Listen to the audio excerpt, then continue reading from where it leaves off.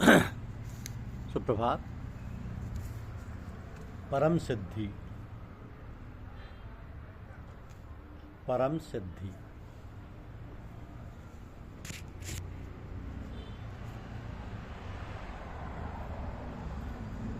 वह पुरुष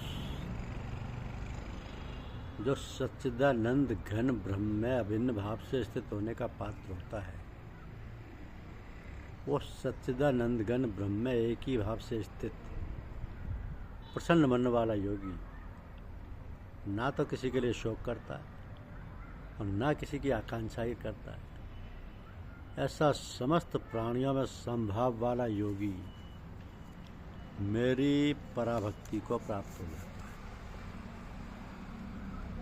है। जो तत्वज्ञान की पराकाष्ठा है तथा जिसको प्राप्त होकर और कुछ जानना बाकी नहीं रहता, वही यहाँ पराभक्ति, ज्ञान की परानिष्ठा, परम न्यास कर्म सिद्धि और परम सिद्धि इत्यादि नामों से कही गई।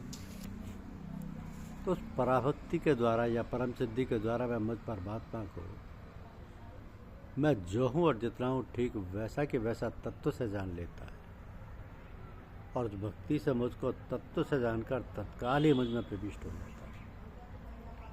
मेरे परायण हुआ कर्मयोगी तो संपूर्ण कर्मों को सदा करता हुआ भी मेरी कृपा से सनातन अविनाशी परम पद को प्राप्त हो जाता है, क्योंकि सब कर्मों का मन से मुझ में अर्पण करके तथा समबुद्धि रूप योग को अवलंबन करके मेरे परायण और निरंतर मुझ में चित्तवाला हो। उस प्रकार से मुझ में चित्तवाला होकर तू मेरी कृपा से समस्त संकटों को अनायास ही पार कर जाएगा। और यदि अहंकार के कारण मेरे वचनों को ना सुनेगा तो नष्ट हो जाएगा, अर्थात परमार्थ से भ्रष्ट हो जाएगा। तो जो तू अहंकार का आश्रय लेकर यह मान रहा है कि मैं युद्ध नहीं करूँगा, तो तेरा यह निश्चय मिथ्या है, क्योंकि तेरा स्वभाव ही तुझे जबरदस्ती युद्ध में लगा देगा। जिस कर्म को तू मोह के कारण करना नहीं चाहता, उसको भी अपने पूर्वकृत स्वाभाविक कर्म से बंधा हुआ परवश होकर करेगा।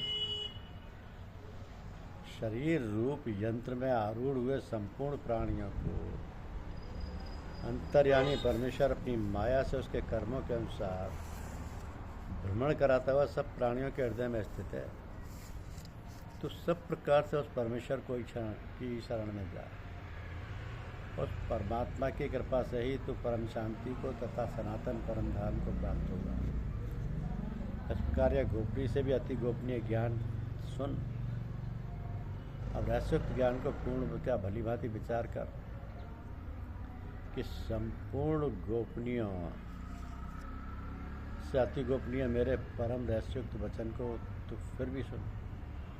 तो तू मेरा अतिशय प्रिय है, इसलिए परमहित कारक वचन मैं तुझसे कहूँगा।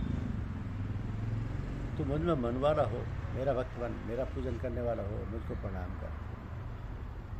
ऐसा करने से तू मुझे ही प्राप्त होगा। ये मैं तुझसे सत्य प्रतिज्ञा करता हूँ, क्योंकि तू मेरा अत्यंत प्रिय है। संपूर्ण धर्मों को अर्थात संपूर्ण कर्तव्य कर्मों को मुझ में त्याग कर तू केवल एक मुझ सर्वशक्तिमान सर्वाधार परमेश्वर की शरण में आ जा। मैं तुझे संपूर्ण पापों से मुक्त कर दूँ, शोक मत कर। लज्जा, भय, मान, बड़ाई और आसक्ति को त्याग कर एवं शरीर और संसार में अहंता ममता से रहित होकर केवल एक परमात्मा को ही परमाश्रय, परम गति और सर्वस्व समझना तथा अनन्य भाव से अतिशय श्रद्धा, भक्ति और प्रेम पूर्वक निरंतर भगवान के नाम गुण प्रभाव स्वरूप का चिंतन करते रहना एवं भगवान का भजन स्मरण करते हुए उसकी आज्ञा अनुसार कर्तव्य कर्मों का निस्वार्थ भाव से केवल परमेश्वर के लिए आचरण करना, ये सब प्रकार से परमात्मा के ही शरण होना है। तुझे गीता रूप रहस्यमय उपदेश किसी भी काल में ना तो तप रहित मनुष्य से कहना चाहिए, ना भक्ति रहित से और ना बिना सुने की इच्छा वाले से ही करना चाहिए। जो मुझ में दृष्टि रखता है उससे तो कभी भी नहीं कहना चाहिए। जो पुरुष मुझ में परम प्रेम करके इस परम रहस्योक्त गीता शास्त्र को मेरे भक्तों में कहेगा, वो मुझको ही प्राप्त होगा, इसमें कोई संदेह नहीं। उससे बढ़कर मेरा प्रिय कार्य करने वाला मनुष्य में कोई भी नहीं, तथा पृथ्वी भर में उससे बढ़कर मेरा प्रिय दूसरा कोई भविष्य में होगा भी। तो जो पुरुष इस धर्म में हम दोनों के संवाद रूप गीता शास्त्र को पढ़ेगा, उसके द्वारा भी मैं यह ज्ञान यज्ञ से पूजित हो जाऊंगा। जो मनुष्य श्रद्धा युक्त और दोष दृष्टि से रहित होकर इस गीता शास्त्र का श्रवण भी करेगा, वो भी पापों से मुक्त होकर उत्तम कर्म करने वाले श्रेष्ठ लोगों को प्राप्त होगा। तो तू एकाग्र चित्त से श्रवण किया, तू तेरा ज्ञान जनित मोह नष्ट हो गया, तेरा ज्ञान जनित मोह नष्ट हो गया। मनुष्य मन, वाणी और शरीर से शास्त्रानुकूल अथवा विपरीत जो कुछ भी कर्म करता है,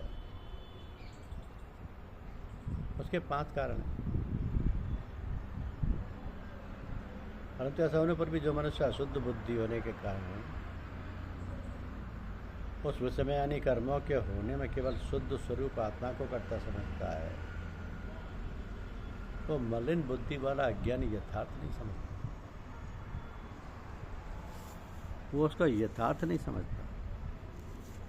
जैसे अग्नि, वायु और जल के द्वारा प्रारब्धवश किसी प्राणी की हिंसा होती देखने में आए, तो भी वो वास्तव में हिंसा नहीं है।